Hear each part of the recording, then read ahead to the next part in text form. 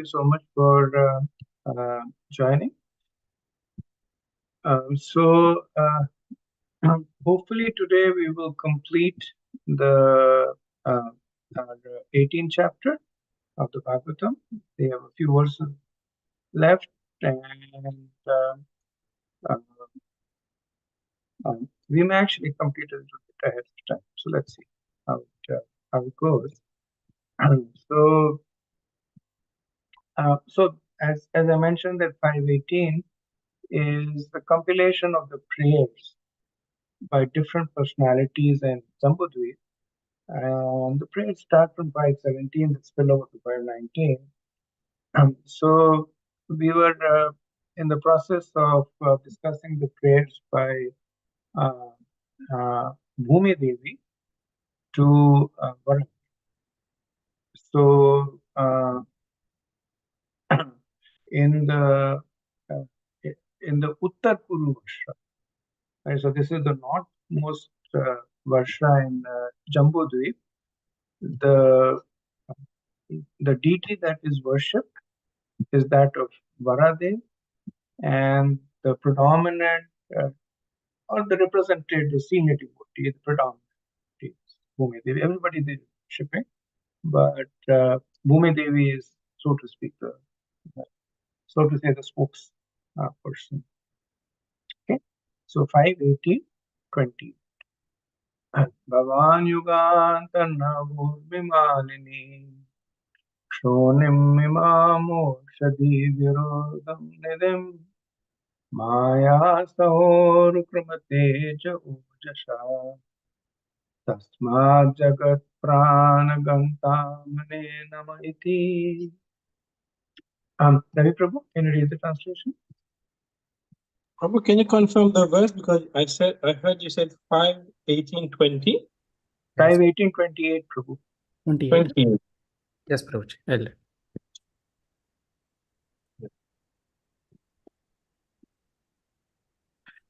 O Almighty Lord. Almighty Lord, at the end of the millennium, this planet Earth, which is a source of all kinds of herbs, drugs, and trees, was inundated by water and drowned beneath the devastating wave.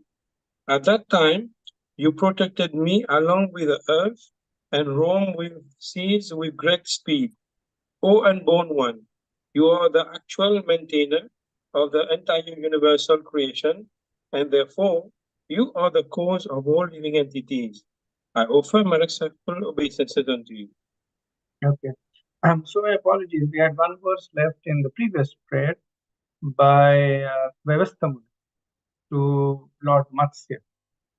So clearly, this is a verse that is glorifying Matsya Dev. And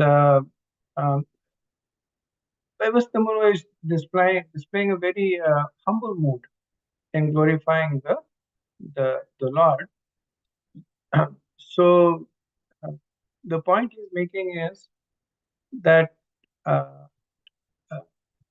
even one who is as unqualified as me was able to witness your form as Lord Matsya. Right? So he's conveying 2 points. One is that the Lord only reveals himself to his devotees. And the second is that he does so only out of his mercy.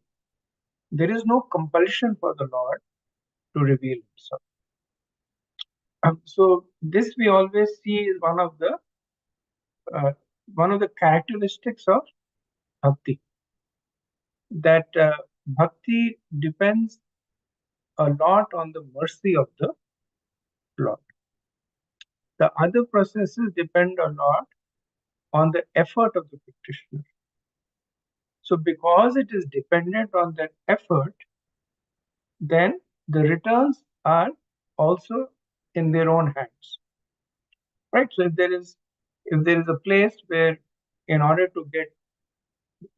there's an organization where in order to get admitted into the organization, you need to do things. You need to clear some exams, You need to do some physical activities. If you qualify in all of them, then yes, you're in, right? So it's completely dependent on the person. But then the other organization where the recruitment is dependent entirely on the CEO of the organization, right?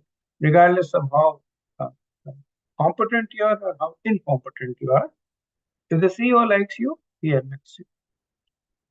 So Vyavasthamanu is making that distinction that in the other processes, the effort of the practitioner determines what they have access to. In bhakti, the mercy of the Lord determines what one has access to. And because the Lord is all merciful, the process of bhakti is very easy to follow. Right? So if the CEO of the organization is very, very easy to please. So there's such an organization where the CEO says, I don't interfere. You do your work, you do this, you clear the exam. If everything is tick, tick, tick, you get it. Right? So the people work hard. If they tick all the boxes, they're in. Then the organization where the CEO says, don't worry. If you try a little bit, if I see you're sincere, so that's the bhakti program. Now, it's also important because Vyastamanu is also trying to make a flip point to it. That if the mercy of the Lord is not there, then despite all the effort that is put in, the Lord will not reveal himself. Right? So where do we see this in the Bhagavatam? Right? In the first canto, where do we see it?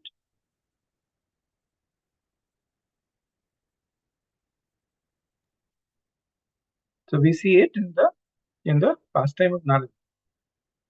When Narad Muni in his previous birth, he got the mercy of the Bhakti Vedantas, and they gave him a process of meditation. And he was following the process. He was able to see the form of the Lord, and then he was known. And then he tried and tried and tried, same process, same Narad Muni, same frame of mind, tried again and again, still could not see the Lord. Right? And then the Lord says, but you are actually not qualified to see. But I showed you my form to increase your desire to see. Right? So everything is completely dependent on the Lord.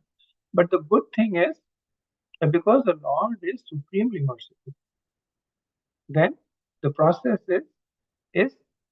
becomes very simple and straightforward for the sincere practitioner. So this essentially ends the section. Prabhupada in this in his purport, he notes that that those who are not devotees of the Lord will always be bewildered by the illusory energy of the Lord. Right? So two ways to understand it. One is that there are those who, bewildered by the illusory energy, will think that by their own effort they can see the Lord. Like they're so anchored in this notion of I am the doer and I am the enjoyer because they have had success with it in the material. So they extend that to the spiritual conception and they forcibly try to see the Lord, but they get increasingly bewildered by the illusory energy of the Lord. And the second Prabhupada mentions is that the envious people cannot appreciate how wonderfully the Lord creates, maintains, and annihilates the universe. Right? And then he talks about Mayadakshana, Prakriti, Shvetesva Charachara, that how the whole material world is working under the direction of the Lord. All the wonderful transformations of nature are happening under the superintendence of the Supreme Personality of the God. So these are people who are not even able to see beyond the material conception. Right? There is one who see beyond the material conception, but they are so anchored in their own abilities, that they never appeal to the mercy of the Lord, and consequently they never have access to the mercy of the Lord. And the second is, we're not even able to see beyond the material energy. They're simply trapped in the cycle of mind. Okay, so this ends the prayer by Manu, Vyavastha Manu to Matsya, Lord Matsya. Okay.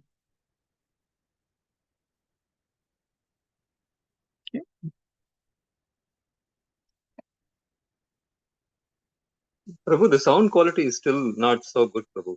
I don't know whether others have the same problem. Okay. If you give me a minute, let me get my headphones, Prabhu.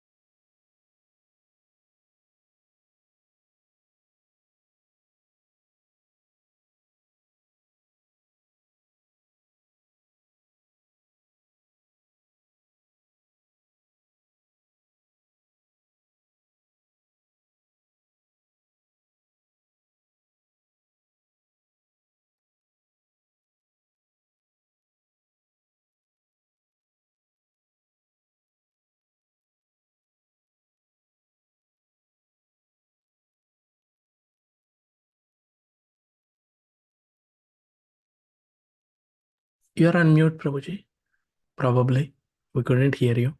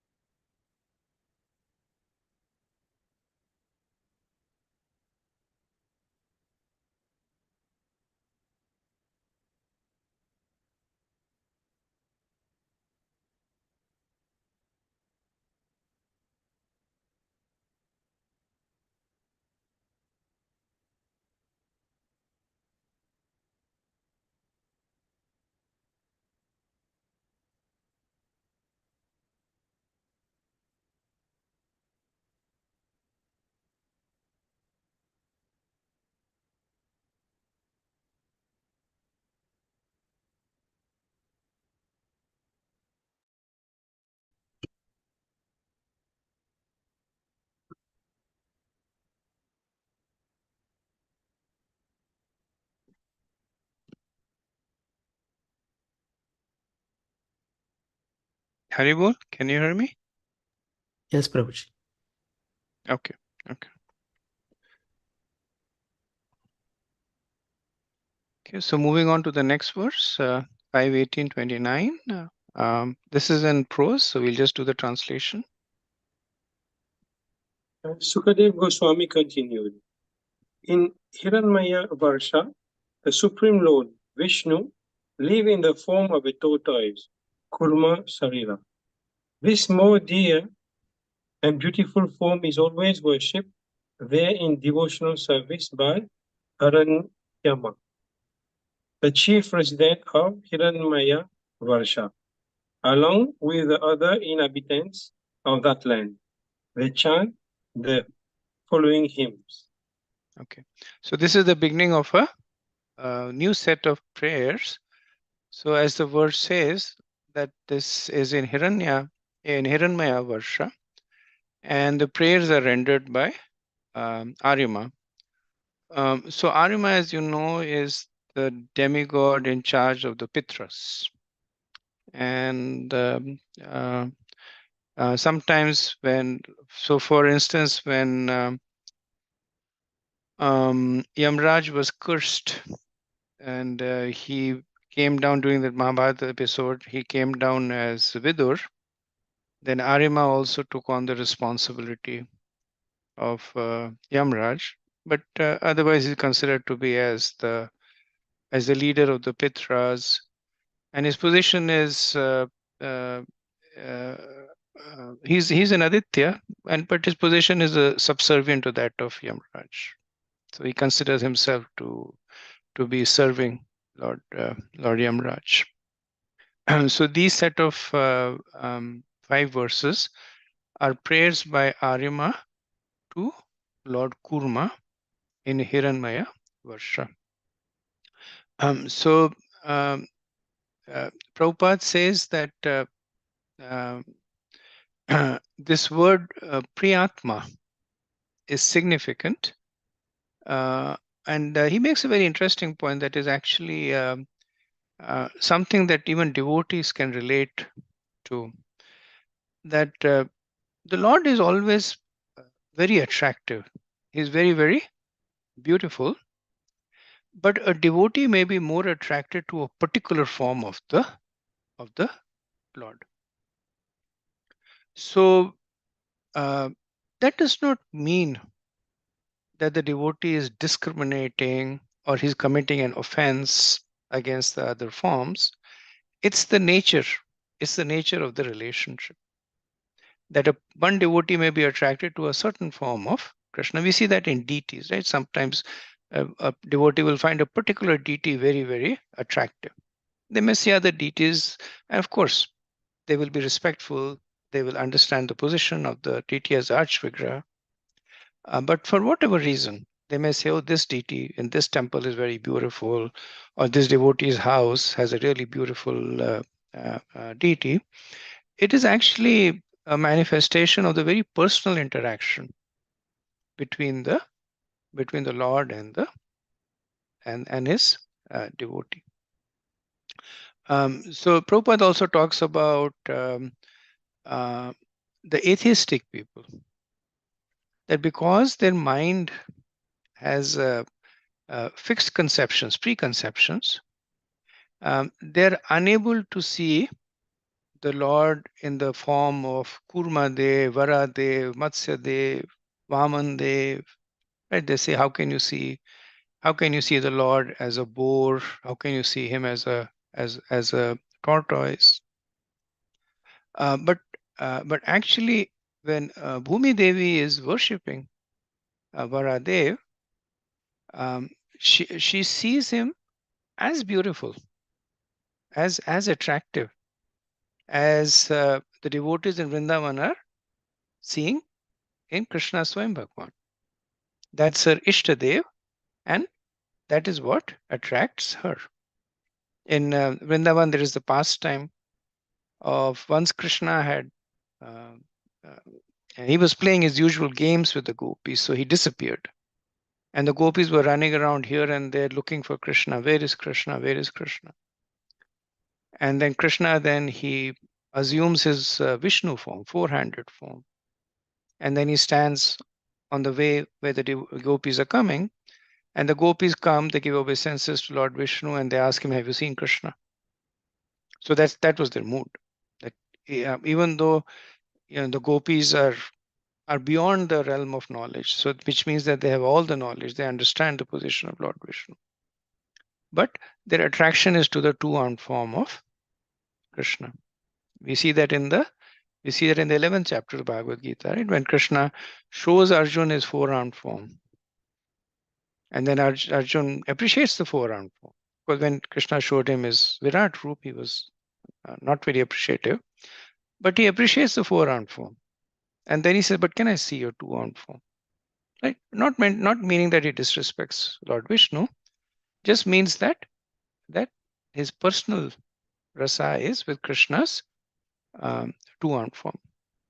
So Prabhupada says a certain form of the Lord is worshipped by a particular devotee because he loves to see that form of the Lord. As stated in Brahma Samhita, Advaitam Achyutam Anadim Ananta Rupam Adhyam Purana Purusham Navayovanamscha. The very beautiful form of the Lord is always youthful.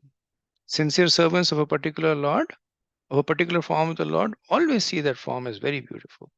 And thus they engage in constant devotional service to him. So the takeaway for us is that uh, um, whether we are seeing it in ourselves or in others, there is no fault in considering a particular form of the Lord more attractive than others, as long as it is not accompanied with any sense of disrespect of the other form. Okay, carrying on, we can read the translation of verse 30. O my Lord, I offer my respectful obeisances unto you, who have assumed the form of a tortoise.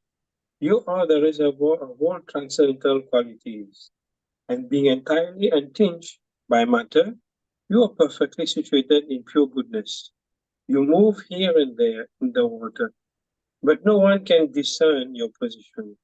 Therefore, I offer my respectful obeisances unto you, because of your transcendental position. You are not limited by past, present, and future. You are present everywhere at the shelter of all things, and therefore I offer my respectful obeisances unto you again and again.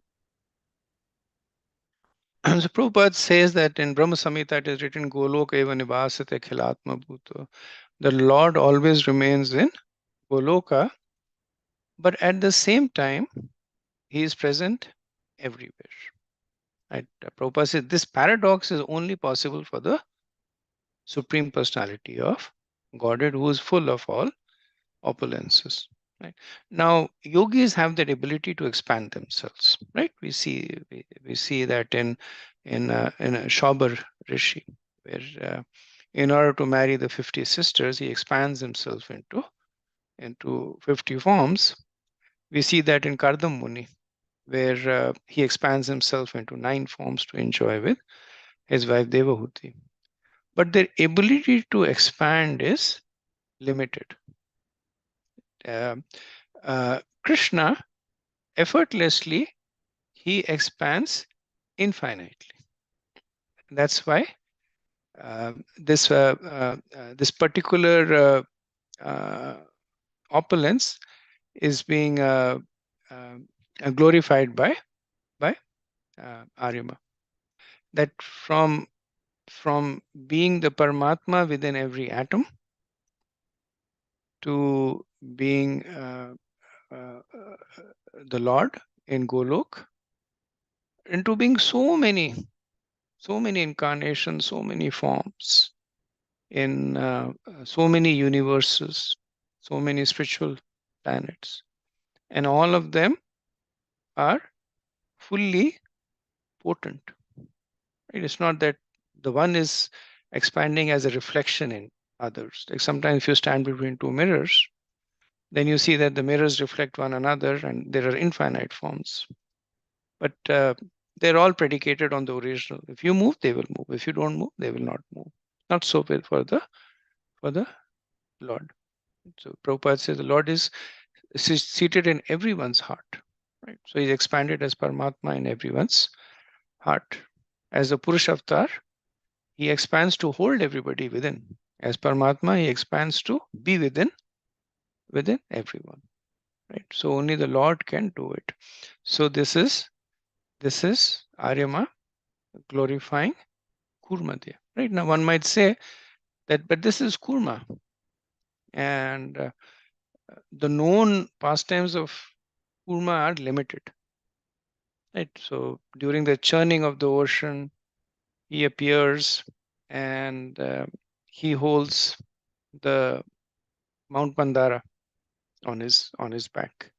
Right? So one may say, well, it's limited, and of course then Kurmadev also expands into the Kurma, Vayu Kurma, who holds the material, and he is a more persistent expansion.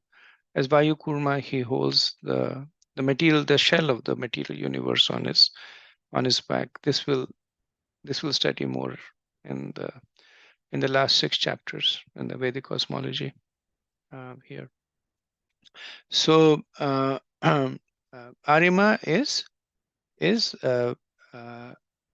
glorifying the omnipresence of the Lord and saying that along with this, the Lord is also Anupalakshita Sthana.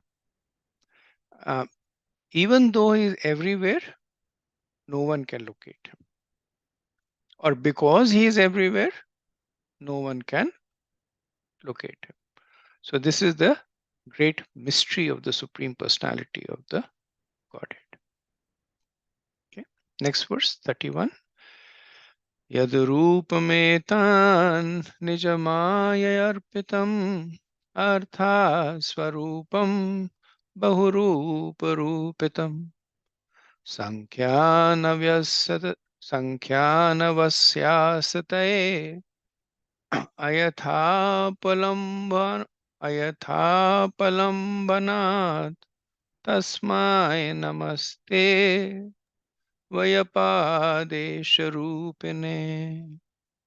My dear Lord, this visible cosmic manifestation is a demonstration of your own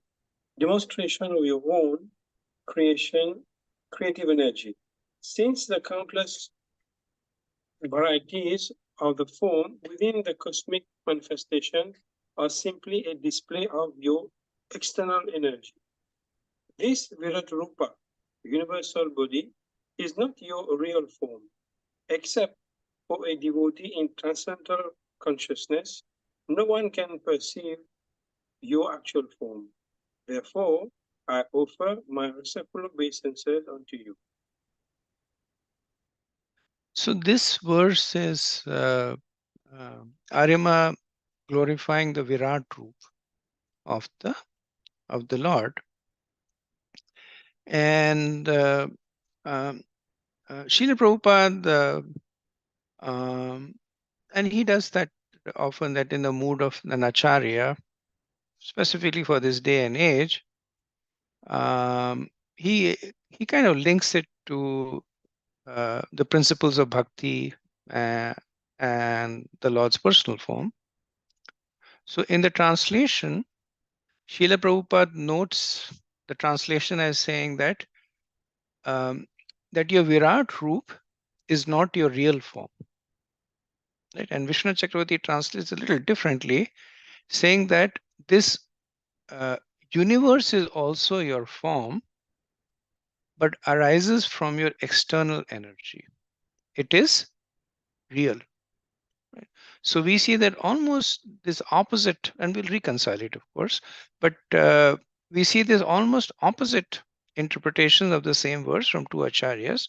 Prabhupada is saying that Arima is saying that this is not your real form, and Vishnu Chakravarti is saying that it is real. So how do we reconcile it? Because essentially they're saying the same thing. Right? Because it's a matter of so it's the matter of superimposition, right? So what Vishwanath Chakravarti is doing is that he's saying that this form arises from your external energy. It is real. Now the external energy of the Lord is illusory.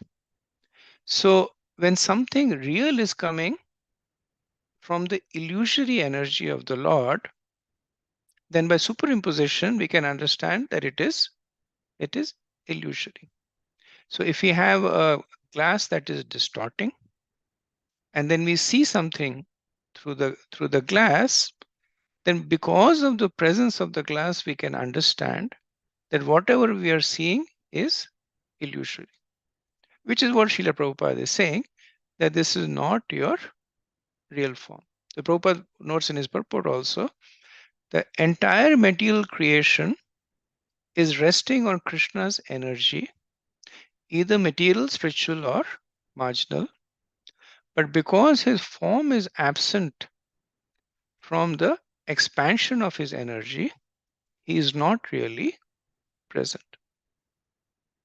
Right? So this is an interesting discussion on Virat Roop, right? So what is the Virat Roop? Is it real? Is it imaginary? Is it something that is real but imagined? Right. So we see the Virat Roop appearing at different places with slightly different descriptions. So let's see if somebody can between Bhagavad Gita and Srimad Bhagavatam, if somebody can recount the different appearances or descriptions of the Lord's Virat Roop.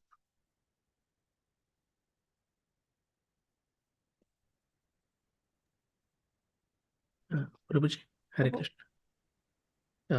In Bhagavad Gita, the descriptions mentioned are different demigods, sages, planetary systems, everything were shown. My understand, and in Bhagavatam, earlier, I think in third canto, when you are explaining, you are giving the descriptions that is hairs are rivers, trees are like some like that, like uh, hairs are vein, rivers are veins, or hairs are trees, some of that kind of description. So from the two, Prabhuji, my remembrance and understanding is the description that we heard in Bhagavatam, that is like a not real. It is a metaphorical kind of. It is not that literally his hair is trees or like that. And whereas in Bhagavad Gita, that is real, but it is temporary, like the material world. So that is my understanding, Prabhuji. Thank you, Prabhu. Any other thoughts? Prabhu, are you asking this where all Virat Rupa is spoken of? Yes. If I remember in the third chapter of first canto, where the source of all incarnations is spoken, I think the different Vishnus are, they're listed, and then is there a description of Virat Rupa there too? And Not there. The earliest I remember is in the second canto, first chapter, where like Ravi Prabhu is saying, there is a description of the Lord, with the rivers as his veins and the trees as his hair. Um, that, to my mind, is the first description of the Virat Roop.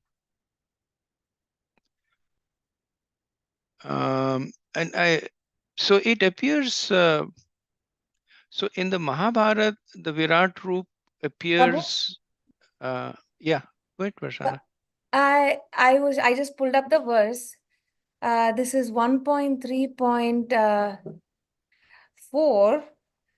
The devotees with their perfect eyes see the transcendental form of the Purusha who has thousands of legs, thighs, arms, and faces, all extraordinary.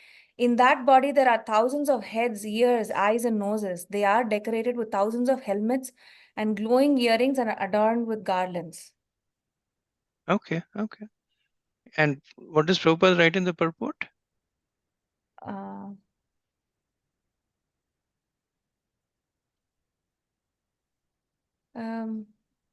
Because there is the same description in Purusha Shukta. Saharsa Sirsa Purusha, Saharsa Aksha Saharsa Pad Sabhumi Vishwato Pritva Atyatishta Sangulam. And that is actually pointing to the Paramatma. So I was just curious. I actually don't recollect this. So I was just curious if this verse is pointing to the Paramatma or to the Virat Roop.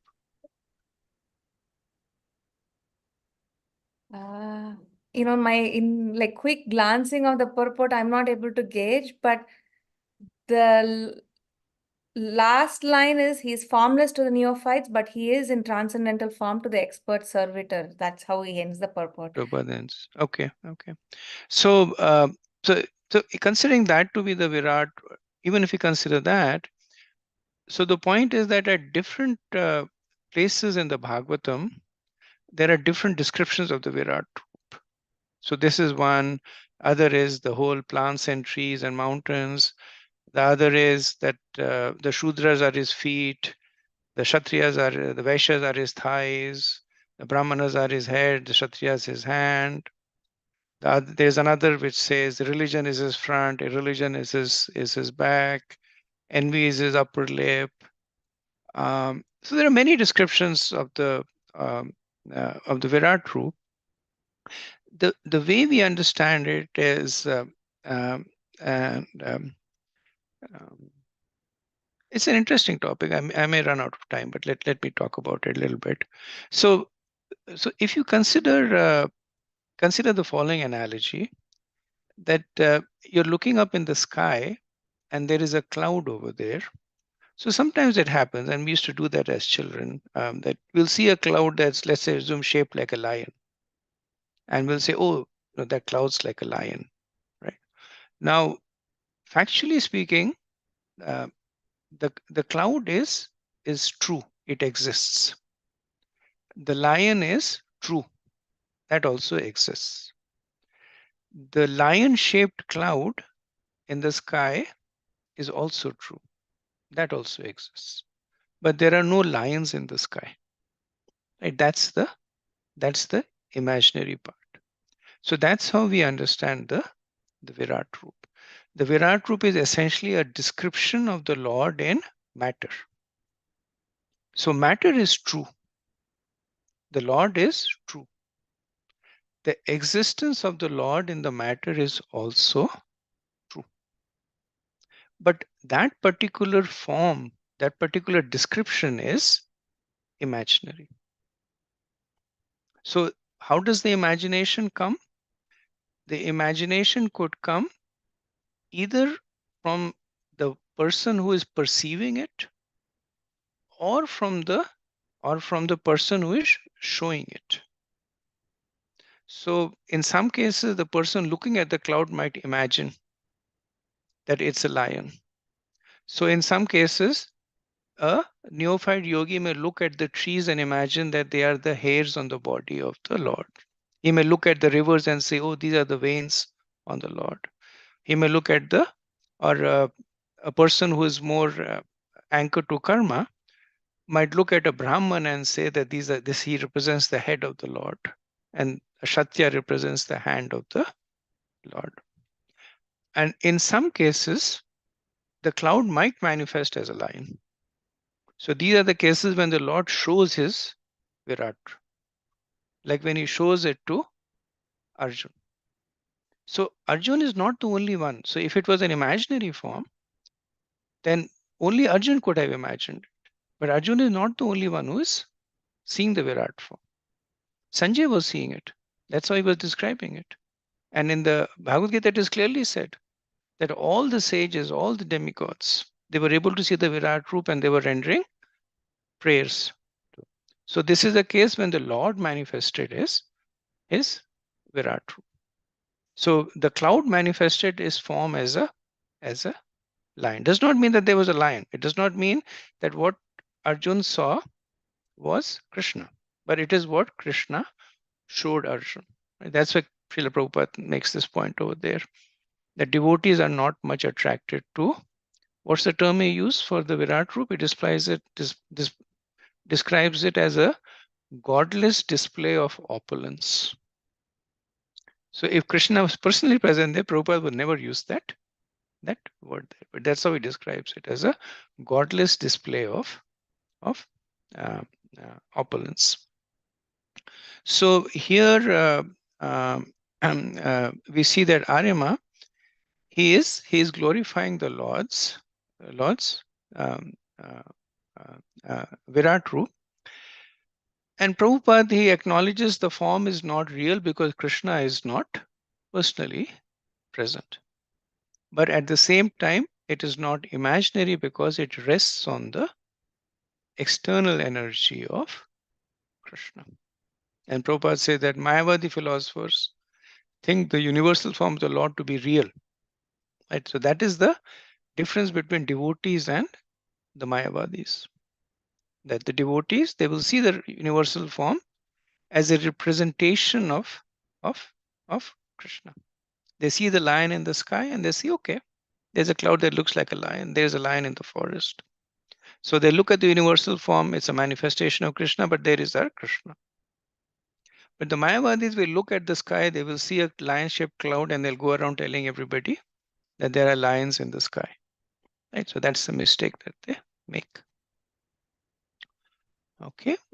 Prabhu, just to add one more thing about in Chaitanya Charitamrita also, Chaitanya Prabhu displayed his universal form to Advaita Acharya. Yes, Chaitanya Mahaprabhu displayed his universal form. And actually, another interesting fact is that when Krishna was returning from Mahabharat, after the battle was over, he stopped at the ashram of a rishi, and I forget his name. Somebody might remember him. He's the same rishi who later on stops the snake sacrifice of Janmejaya rishi, of Janmejaya, the son of Parishit Maharaj. But the rishi was actually a friend of Krishna, and so Krishna stops at his ashram, and the rishi says that. So he asks him what happened in the Mahabharata. Krishna said this and this happened. A lot of people were killed.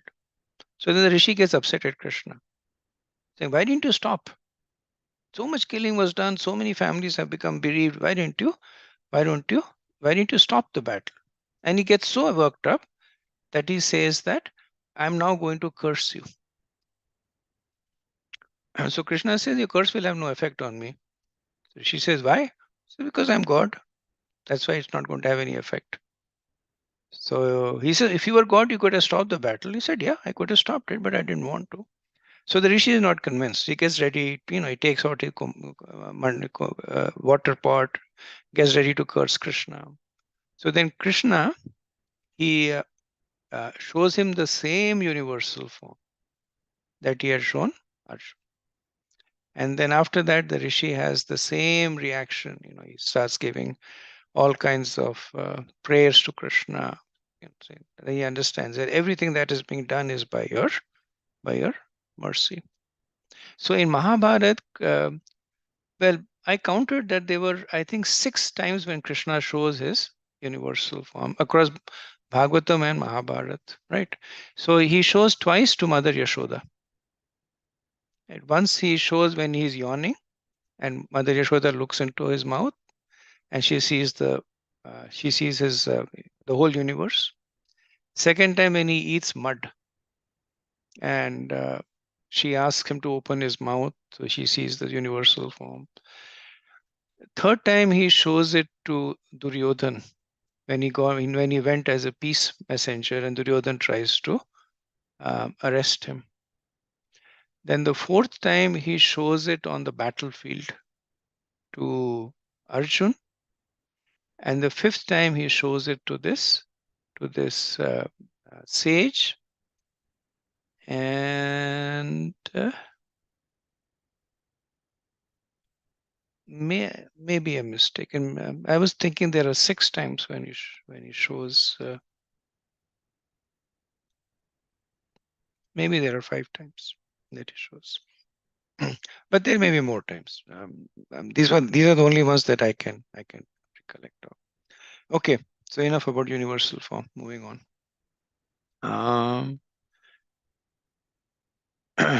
Let's move on to verse 32.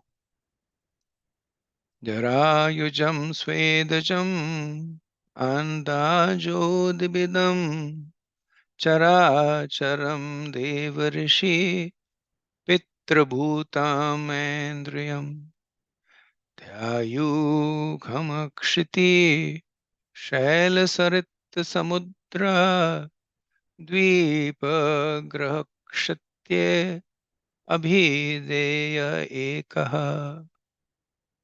My dear Lord, you manifest your different energies in the countless form as living entities born from the womb, from eggs, and from perspiration, as plant and trees that grows out of the earth, as all living entities, both moving and standing, including the demigods, the learned sages, the Pitas, as outer space, as a higher planetary system containing the heavenly planet, and as a planet Earth with its hill, rivers, sea, ocean, and islands. Indeed, all the stars and the planet are simply manifestation of your different energies, but originally you are one without a second. Therefore, there is nothing beyond you. This entire cosmic manifestation is therefore not false, but is simply a temporary manifestation of your inconceivable energy. Okay, so the essential point behind this verse is simple, and Arima is expanding it with illustrations. The point that he's trying to make is that Krishna is the one cause of the universe with its unlimited form, right? The last statement, this entire cosmic manifestation is therefore not false, but a temporary manifestation of your inconceivable energy. It's a it's an extrapolation by Srila Prabhupada. It's not there in the original Sanskrit. And Prabhupada does that. He tends to commingle purports with in the translation for the benefit of the devotees, just to add more clarity for it. But it's not in the word to word. It's not in the in the Sanskrit. Prabhupada adds it to make sure that when one is reading this verse, one does not think that Aryama is promoting the impersonal aspect of the Lord. So the point that Aryama is making, that this whole creation with its innumerable variety depends on the Lord. And reading it, one might get confused, saying that this whole form with its innumerable manifestation is the Lord, which is the impersonal aspect. So Prabhupada mercifully adds this sentence at the end, where he says that the cosmic manifestation is not false, but simply a temporary manifestation of your inconceivable energy. So when Vishnu Chakravarti, he explains this verse, he says that same mood as Srila Prabhupada, he writes in his purport, he says that what Arima is saying, that because you are the one cause of the universe with many forms in it, everything is one. All these should be called you alone, right? So here we can see that how it becomes very, very dangerously close to impersonalism, right? When you look at the translation, when Vishnu Chakravarti is saying that everything is one, all these should be you alone, and Vishnu Chakravarti does a more so his Sanskrit to his well, Vishnu Chakravarti does not translate from Sanskrit because Sanskrit was a language at the time. His purports are also in Sanskrit actually, but His Holiness Bhanu Swami translates it, and he does a more scholarly academic translation. He does word to word. So we can see that this verse might lead one to think that Arima is glorifying the Lord as an impersonal form. But then essentially, the message is about the varieties of the manifestation and the unity of the source. The message is that everything animate and inanimate comes from Krishna. Right? So this is one of the important sutras. Sarvam khalva idam brahma. Everything is Brahman. Right? So Prabhupada said this verse completely rejects the theory of Brahma Satyam Jagat Mithya, which states that Spirit or Brahman is real, whereas the material manifested world is with its great variety is false. Actually, nothing is false. One thing may be permanent, another thing is temporary, but both the permanent and the temporary are facts. For example, if somebody becomes angry for a certain period, no one can say anger is false. It is only temporary. Everything we experience in our daily lives is of the same character. It is temporary but real. Right? And this is the underlying logic between the Vaishnavas and logical difference between the Vaishnavas and the impersonalists, not even the Mayavadis, the Brahmavadis also. That well, not the Brahma, because the Brahmavadis have the right conception. I would say mostly the Mayavadis. So the Mayavadi conception is that everything that is temporary is false. Right. So because if anything changes, then it violates the character of Brahman. So cannot be real. The Brahman is unchanging. And the Vaishnava logic is that that uh, temporary means that it is changing, but it does not mean that it is unreal. And this has been spoken quite extensively in the Bhagavad Gita also. Okay, moving on to verse 33. Yasmena sankhya visheshanama रूपाकृतौ कवभिः कल्पितयम् संख्यया तत्त्वा दर्शापनेयते तस्माय नमः सांख्यनिदर्शननायतेति. O my Lord, your name, form, and bodily features are expanded in countless forms. No one can determine exactly how many forms exist. Yet, you yourself, in your incarnation as a learned scholar Kapila Deva, has analyzed the cosmic manifestation as containing 24 elements. Therefore, if one is interested in Sankhya philosophy, by which one can enumerate the different truths, he must hear it from you. Unfortunately, non-devotees simply count the different elements and remain ignorant of your actual form. I offer my respectful obeisances unto you. So the point being made in this verse is that the universe, with all its complexities and dynamism, can only be understood as taught by Krishna. So it can never be understood through the speculation of material scientists. Right? So Arima says, he said, no one can understand exactly how many forms exist.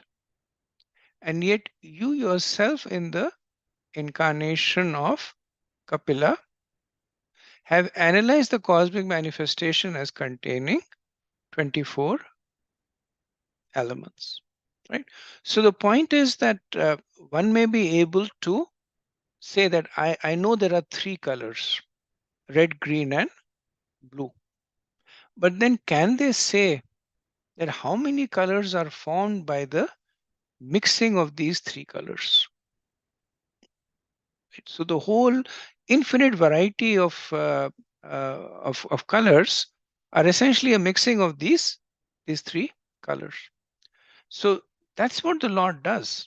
He says, don't worry about these millions and millions of forms. If you understand what makes them, if you understand the 24 elements in terms of the characteristics of the elements, how do they manifest? What are the qualities of these elements? Like the residents of the upper planetary system, they have a much stronger element of Vayu. The bodies are more ethereal, lighter. That's why they can travel at the speed of mind.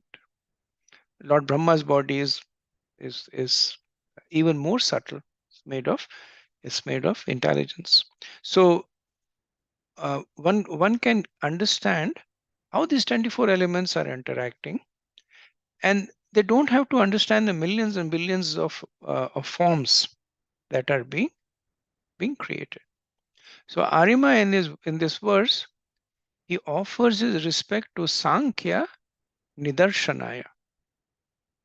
So Sankhya Nidarshanaya literally means that, so darshan is to show, nidarshan is reveal, and Sankhya Nidarshanaya is one who reveals Sankhya. Sankhya literally means to count, but contextually it means to analyze. So the revealer of the analytical knowledge of the universe, Arima is offering his respect to Sankhya Nidarshanaya. In the translation, Srila Prabhupada translates this to Lord Kapila Dev. Lord Kapila Dev comes as the incarnation of Krishna, who reveals Sankhya, or who teaches Sankhya Yoga. And Prabhupada notes that the problem with the scientists is that they're going in the top-down approach. That they're trying to look at the millions and billions of forms, create categories, subcategories, classify them by different attributes. These are four-footed animals, these are two-footed animals, these are humans, amongst humans, and then they try to understand the material creation. So they're always destined to fail. Whereas the Lord, as the Sankhya Nidarshanaya, he is doing the bottom-up approach. He talks about the 24 elements and how these 24 elements interact with one another to create countless forms. So one who understands this will be able to understand the manifestations of the forms in the universe. Okay, so this is the end of the prayers by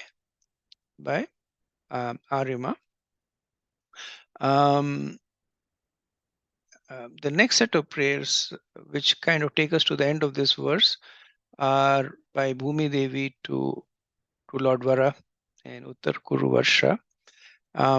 Let me pause over here and see if there are any comments or any points of discussion.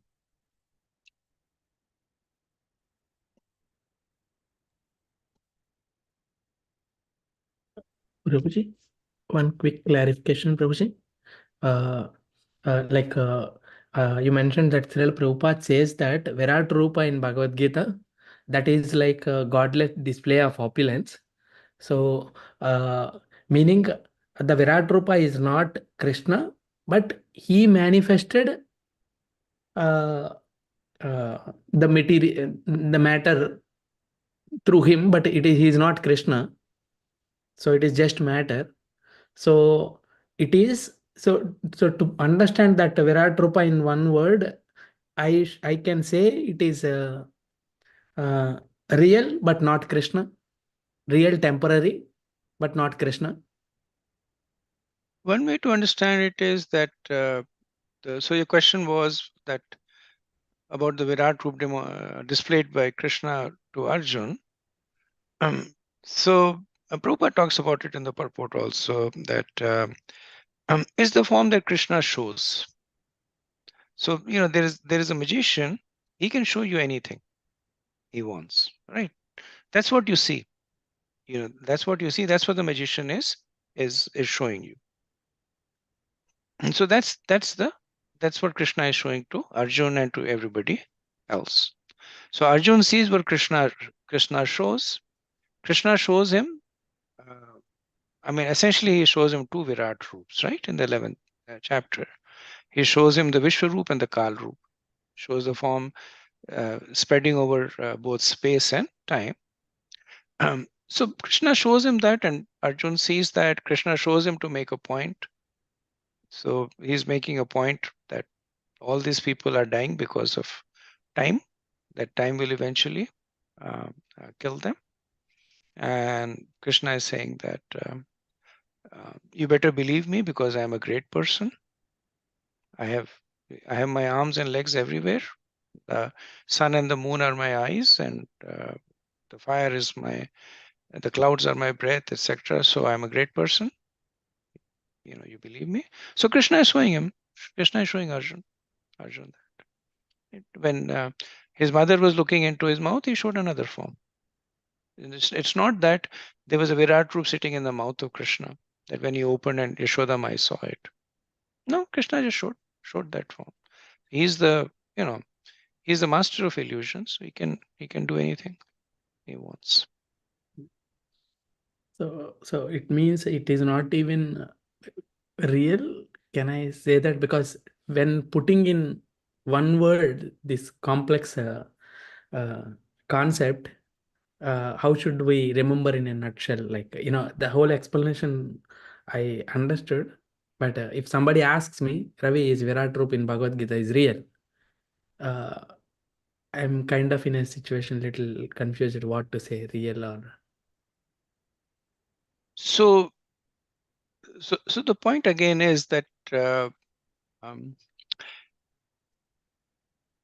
if a magician shows you a magic by a sleight of hand, like he makes the coin disappear, is that real or not? Did you see the coin disappear or not? You did, right? So it is real. So the form that Krishna shows, because when you say that it is not real, then the implication is that it is imaginary. And when you say it is imaginary, that means it is imagined by Arjun. Oh. Right? So then it loses its credibility. Like Arjun imagined it, I can imagine something else, right? So that's why Srila Vyasadeva, he explicitly makes this point, that the same form was seen by the sages, by the devas. They were worshipping him. They were saying swasti, swasti, right? So they were worshipping him. Why? Because he wants to make sure that later on, people don't think, oh, this is just a form that was imagined by Krishna. So it dilutes the credibility of Krishna, the Bhagavad Gita per se. So yes, it was very real. Yes. It was very real because Krishna showed that form. So a related question, and we are going more into Bhagavad Gita now. A related question would be that when we look at the reasons why Krishna showed Arjun the imaginary form, the acharyas say one of the reason is because he wants to establish a criteria for future incarnations. That can you show the universal form? Right. That's Prabhupada writes in the purport that when future incarnations will come, when Mahaprabhu came, he shows the universal form. If somebody else comes and says, can you show the universal form? The person says no. So why should something that is material, temporary, or imaginary be used as a determining characteristic of a bona fide incarnation? Right. And the or maybe I'll have you think of the answer, and we can talk about it next time. Sure, Prabhuji. And it makes sense to also write, Prabhuji, because we are living in this world, so we know the context of this world. So if somebody can show the variety and the magnificent of the material world. So that is the different as. So I told you the Virat Roop, it is either perceived or revealed, right? There are two ways. Correct. In the Bhagavad Gita, it is perceived. In the Bhagavatam, it is revealed. So I'm sorry, I'm saying it the other way around. In the Bhagavad Gita, it is revealed. So Krishna displays his universal form. In the Bhagavatam, it is perceived. So when it is perceived, then the acharyas are guiding somebody. Look at those trees. Look at the clouds. Look at the mountains. Think they are the body parts of Krishna. So there the point that you're making holds true. That for those who are not able to see beyond matter, then they use this as a way to see matter, to see spirit and matter. Because they are so strongly linked to their senses, that they cannot imagine anything beyond that. So what do the acharyas say? You see that tree over there? Yes, I see that. Think that there's millions of trees, they're like the hair on Krishna's hair. Think of the rivers like this, think of the mountains like this, think of the brahmanas like this, right? So this is the perception of the universal form that is given to allow neophyte transcendentalists to see spirit in matter. Right? And this And was not real. other is what we see in Mahabharata, Bhagavad Gita, what Krishna showed to Duryodhan, what Krishna showed to Yashodhamai, that is revealed. Revealed and real. Wherever Krishna reveals, that is real, and the perceived thing. Perceived thing is it's a mnemonic, it's an aid, right? Thank you so much. Okay, so this is becoming a class on Virat Rupa.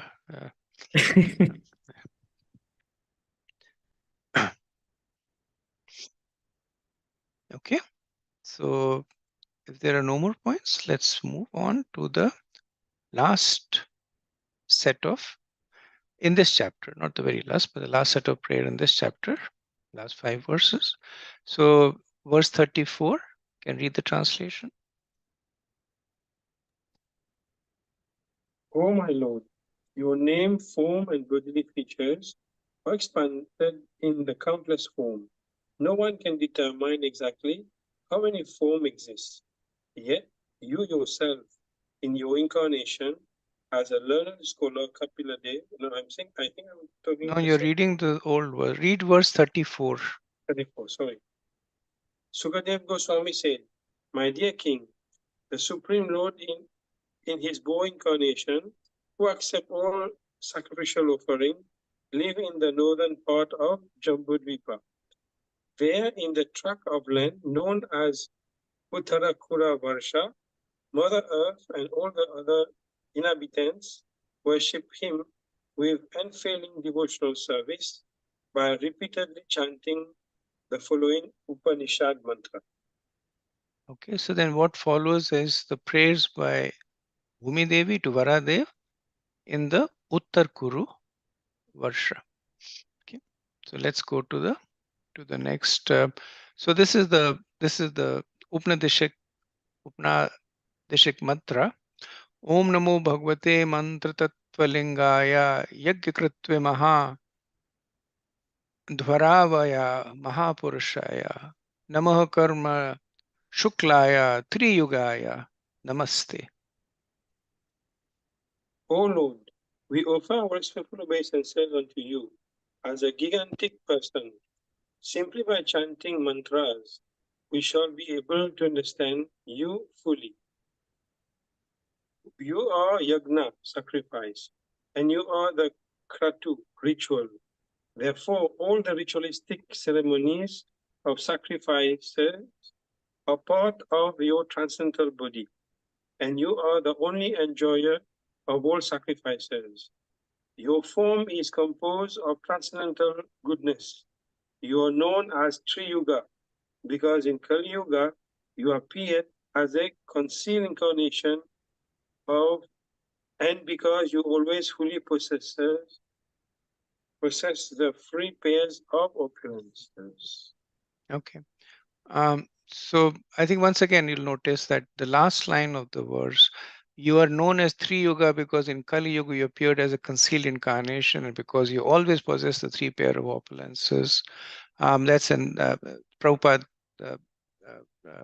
appending translation to the, or appending purport to the translation, just to make sure that the reader doesn't get confused. Essentially, the verse is talking about the respect that is offered to the Lord. So the Lord in this is called Lingaya. And so Bhumi Devi is saying, I offer my respects to the Lord, who is known as Lingaya in truth by mantras. Right? So the mantras of the Vedas, they reveal the Lord in truth. That means they are the only way that the Lord is revealed. The Lord is not revealed through one's mental speculation. Right? One should not say that I feel that the Lord is this, so the Lord should be this. Or at least in India, it's very popular. People say, I believe that the Lord is whatever they say. The Lord is in my backyard, or the Lord is in my children, or the Lord is in my job. Right? So there's no value to that belief per se. So where is the value? The value is in the Vedas. What do the Vedas say? What do the mantras in the Vedas say? So Bhumi Devi is saying is that which is revealed by the mantras in the Vedas is the Lord. And then she says that you are yajna and you are kratav. So yajna refers to those sacrifices that are done without the killing of animals. Famous being Sankirtan Yajna, right? No killing of animals there. And so he says your Yajna and your Kritav. So Kritav refers to the sacrifices that have animal killing. Right? So the Lord is referred as the form of these two sacrifices, Yajna and Kritava.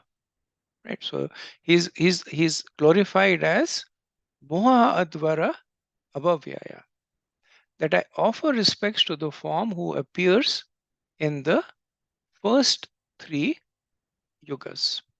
Now, when we talk about Kritava, so we've discussed this in the past that while the Vedas speak about sacrifices, yajnas in which animal sacrifices are done, they're forbidden in the age of Kali, because the animals that were sacrificed in the yajnas, they actually received a new body. So they were used as a way for the priests to demonstrate that the yajnas are potent. So in order to prove to themselves and others, they would place an animal in the fire, and the animal would essentially emerge from the fire fully rejuvenated. But because there are no such qualified priests now, so of the four things that are prohibited in the age of Kali, two of them refer to this, that no animals should be sacrificed in yajnas. Ashwamedha yajna should not be performed. That's the horse sacrifice should not be performed. And as you can expect, because Bhumi Devi is glorifying the Lord as Tri Yuga, so Srila Prabhupada talks about it in the context of Chaitanya Mahaprabhu. Right? He says that in Chaitanya Charitamrita is written, Kali Yuge Leela Avatara na kare Bhagavan, Atavetri Yuga Kari Kahi Taranam. That in the age of Kali, the Supreme Lord does not appear as Leela Avatar, an incarnation to display pastimes. Therefore, he is known as Tri Yuga.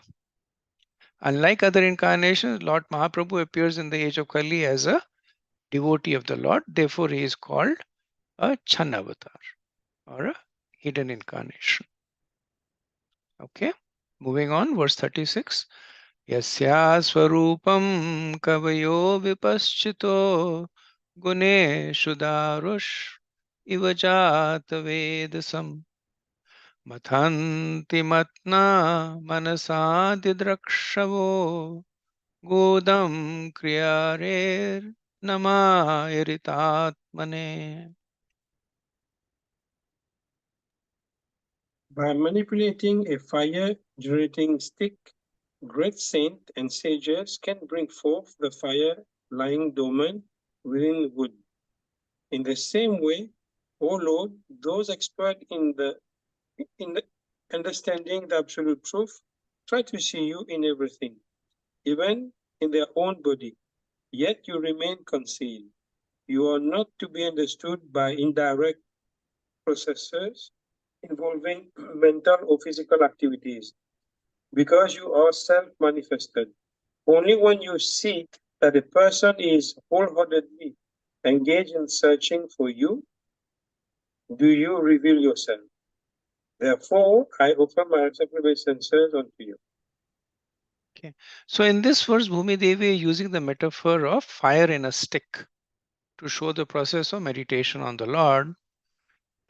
So the metaphor she uses is that there is always fire present in the stick, but there is a certain process that needs to be followed to make the fire manifest, right? And it's kind of interesting that day before yesterday we had the Sankalp Yagya in the temple. This was for the new temple, and the priest who had come, so as part of lighting up the first Yagya kunda, there were many kundas. The first kunda, they were actually following this process of rubbing the stick to create fire, and then with that fire they light uh, the yagya, and then with that yagya fire they light the other yagyas. But there is a process that need to be done. You have to hold those and they had some kind of like it's kind of like a churning rod kind of a thing they had. That one of the stick was the churning rod, and it was kind of put on like a small cavity, and then they were churning it with very high speed, and there was kusha grass and some stuff put on under the tree, and just because of the friction, then that uh, first the grass caught fire, then the stick caught fire. So in the same way, the Lord is present everywhere, and somebody might challenge saying that if the Lord is present everywhere, show me the Lord. But there is an authorized process to see the Lord. Just like there is fire in every stick, but the fire is not manifesting unless there is a particular process that gets followed. So, similarly, only by the process of bhakti is one able to see the Lord. Others may recognize the fact that there is Lord. Right? There are some who might challenge it, but there are some who may recognize the fact that there is Lord, but they will still not be able to see the Lord. So one person may get a stick and recognize the fact, yes, there is fire in the stick, but he may not be able to manifest the fire. Only a person who is trained in the process can manifest the fire. So only when the person who is trained in the process of bhakti. So Bhumi Devi is glorifying Varadev. So she's offering obeisances to that form of the Lord that is revealed only by bhakti. No other process has the ability to reveal the form of the Lord. So there are other processes that might reveal a certain opulence of the Lord. Like one may be able to see the Brahmajyoti. One may be able to see the hand of Lord in karma.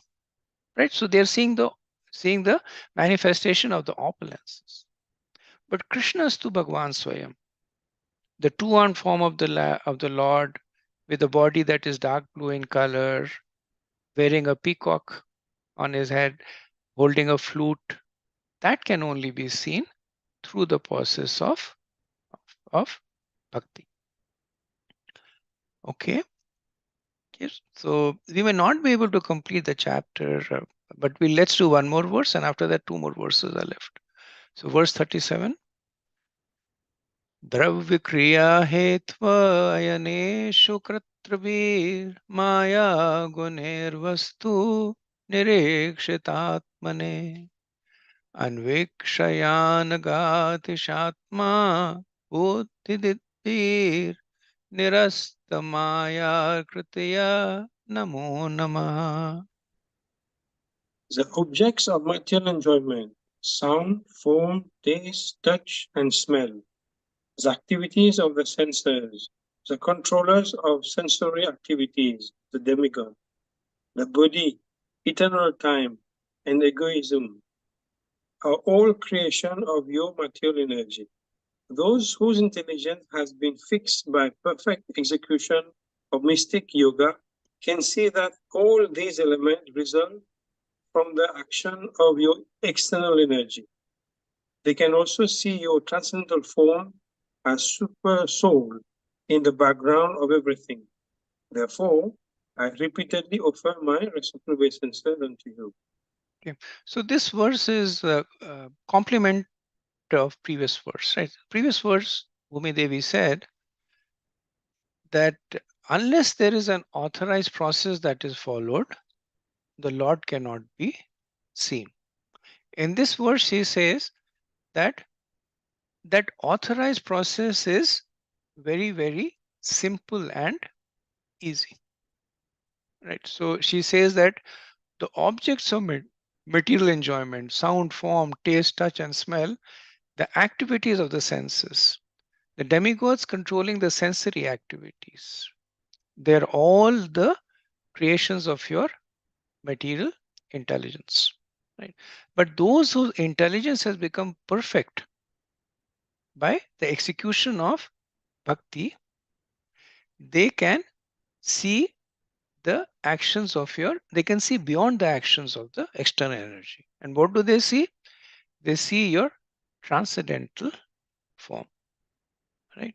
So, uh, uh, if you were to continue to carry on that analogy of uh, churning the stick to manifest the the fire, so Bhumi Devi is assuring us it's not a very difficult process. Like one might hear that and say, "Oh, very difficult to manifest fire from wood. Let's give up on it." So she's saying, "No, no, no. The Lord is so kind that He has actually made this the easiest process through which He is made Himself accessible." Right? So Vishwanath Chakravarti said that churning is can be considered to be synonymous to practices.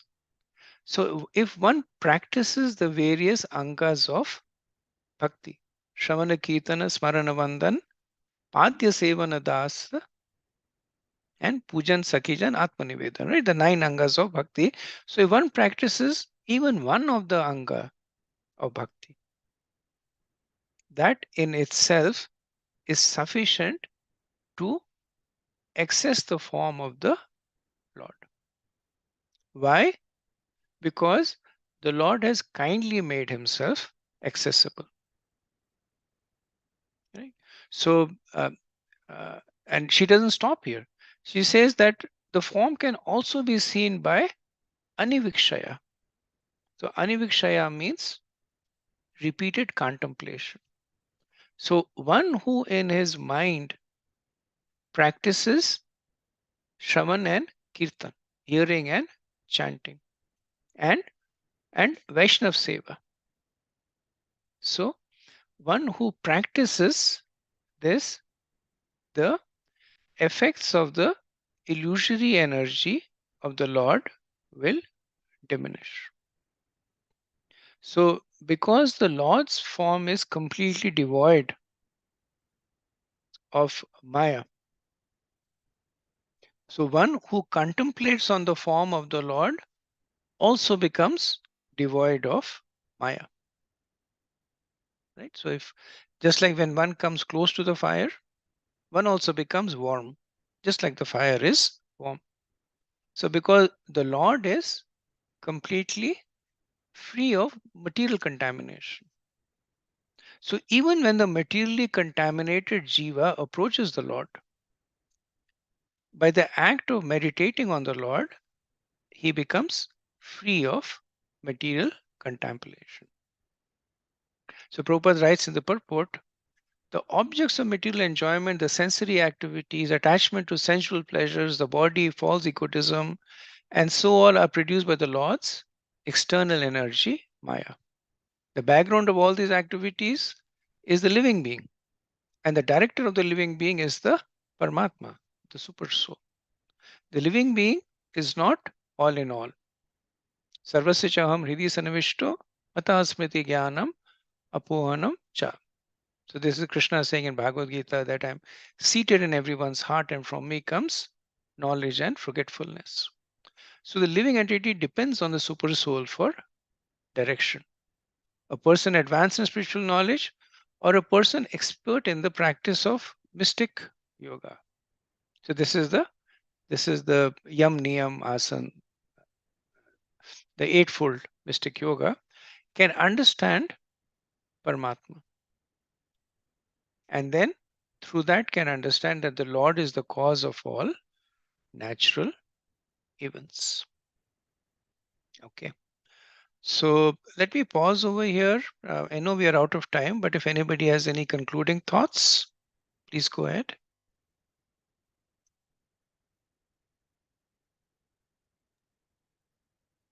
Prabhuji, quick question, Prabhuji.